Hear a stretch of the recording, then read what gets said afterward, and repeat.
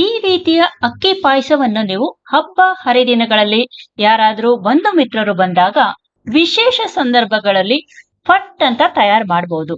ಮೊದಲಿಗೆ ನಾವು ಇಲ್ಲಿ ಬಾಸುಮತಿ ಅಕ್ಕಿಯನ್ನು ತಗೊಂಡಿದೀವಿ. ಇದಕ್ಕೆ ಸ್ವಲ್ಪ ನೀರನ್ನು ಹಾಕಿ ಚೆನ್ನಾಗಿ ನೆನೆಸಿಟ್ಕೋಬೇಕು. ಒಂದು ಅರ್ಧ ಗಂಟೆ ಹೊತ್ತು ಇದು ಚೆನ್ನಾಗಿ ನೆನೆಲಿ. ಪಾಯಸಕ್ಕೆ ಬೇಕಾಗುವ ಸಾಮಗ್ರಿಗಳಲ್ಲಿ ಹಾಲು, ಪ್ಲೇನ್ ಕೋವಾ ಇದ್ರೆ ಸಾಕು, ಸ್ವೀಟ್ ಕೋವಾ ಇದ್ರೂ ನಡೆಯುತ್ತೆ. ಘಮ ಘಮ ಅನ್ನೋದಕ್ಕೆ ಏಲಕ್ಕಿ ಬೇಕು. ಸಿಹಿಗೆ ತಕ್ಕಷ್ಟು ಸಕ್ಕರೆ ಅಥವಾ ಬೆಲ್ಲ, ಕಂಡೆನ್ಸ್ಡ್ ಮಿಲ್ಕ್ ಅಥವಾ ಹಾಲಿನ ಕೆನೆ, ಬಣ್ಣಕ್ಕೆ ಅರಿಶಿಣದ ಪುಡಿ, ಚಿಟಿಕೆಯಷ್ಟು ಮಾತ್ರ ಉಪ್ಪು. ಬಾಸುಮತಿ ಅಕ್ಕಿಯನ್ನು ನೆನೆಸಿಟ್ಟಿದ್ವಲ್ಲ, ಇವಾಗ ಅದನ್ನ ತಿರುಗಿಸಿ ಒಂದ್ಸರಿ ಚೆನ್ನಾಗಿ ತೊಳ್ಕೊಳ್ಳೋಣ. ನೀರ್ನ ಚೆಲ್ಬೇಕು. ತೊಳೆದಿಟ್ಟಿರುವ ಅಕ್ಕಿಯನ್ನು ಈಗ ಕುಕ್ಕರಿಗೆ ವರ್ಗಾಯಿಸಬೇಕು.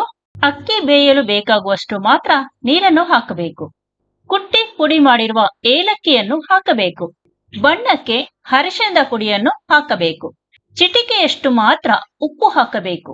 ಈಗ ಕುಕ್ಕರ್ ಅನ್ನು ಮುಚ್ಚಿ ಸಿಮ್ನಲ್ಲಿ ನಿಧಾನವಾಗಿ ಚೆನ್ನಾಗಿ ಬೇಯುವವರೆಗೂ ಬೇಯಿಸಬೇಕು. ಅನ್ನ ಚೆನ್ನಾಗಿ ಬೆಂದಾದ ಬಳಿಕ ಕಲರ್ ನೋಡಿ ಎಷ್ಟು ಚೆನ್ನಾಗಿ ಬಂದಿದೆ ಅಲ್ಲ, ಇದನ್ನ ಮ್ಯಾಶ್ ಮಾಡಬೇಕು. ನಾನೀಗ ಬೇರೊಂದು ಪಾತ್ರೆಗೆ ಇದನ್ನ ಶಿಫ್ಟ್ ಮಾಡ್ಕೋತಾ ಇದ್ದೀನಿ. ಮ್ಯಾಶರ್ ನಲ್ಲಿ ಚೆನ್ನಾಗಿ ಮ್ಯಾಶ್ ಮಾಡ್ಕೋಬೇಕು. ಈಗ ಕೋವಾವನ್ನು ಸೇರಿಸ್ಕೊಳ್ಳೋಣ. ಕಂಡೆನ್ಸ್ಡ್ ಮಿಲ್ಕ್ ಅಥವಾ ಮಿಲ್ಕ್ ಕ್ರೀಮ್ ನ ಸೇರಿಸ್ಕೊಳ್ಳೋಣ.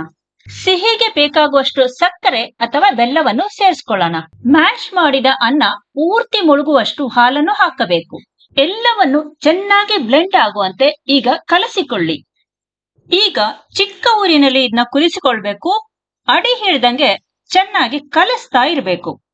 ಈಗ ನಮ್ಮ ಅಕ್ಕಿಯಿಂದ ಮಾಡಿದ ರುಚಿಯಾದ ಪಾಯಸ ರೆಡಿ ಆಗಿದೆ. ಈಗ ಇದಕ್ಕೆ ಡ್ರೈ ಫ್ರೂಟ್ಸ್ ನ ಸೇರ್ಸೋಣ. ಕುದಿ ಬರೋ ಹೊತ್ತಿಗೆ ಹಾಲಿನ, ಕೆನೆಯ, ಸಕ್ಕರೆಯ, ಏಲಕ್ಕಿಯ ಎಲ್ಲ ಘಮ ರೂಮ್ ತುಂಬಾ ಬಿಟ್ಕೊಳ್ಳುತ್ತೆ. ನೀವು ಇಲ್ಲೇ ಇದ್ದಿದ್ರೆ ನಾನು ನಿಮ್ಗೂ ಸ್ವಲ್ಪ ಕೊಡ್ತಾ ಇದ್ದೆ.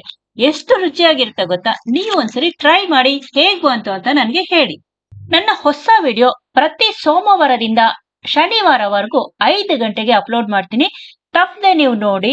ನಿಮಗೆ ಇಷ್ಟವಾಯ್ತು ಅಂದ್ರೆ ಬೇರೆಯವ್ರಿಗೂ ಶೇರ್ ಮಾಡಿ. ಇನ್ನೂ ಸಬ್ಸ್ಕ್ರೈಬ್ ಮಾಡಿಲ್ಲ ಅಂದ್ರೆ ಸಬ್ಸ್ಕ್ರೈಬ್ ಮಾಡಿ. ಇಷ್ಟವಾಯ್ತು ಅಂದ್ರೆ ಲೈಕ್ ಮಾಡಿ.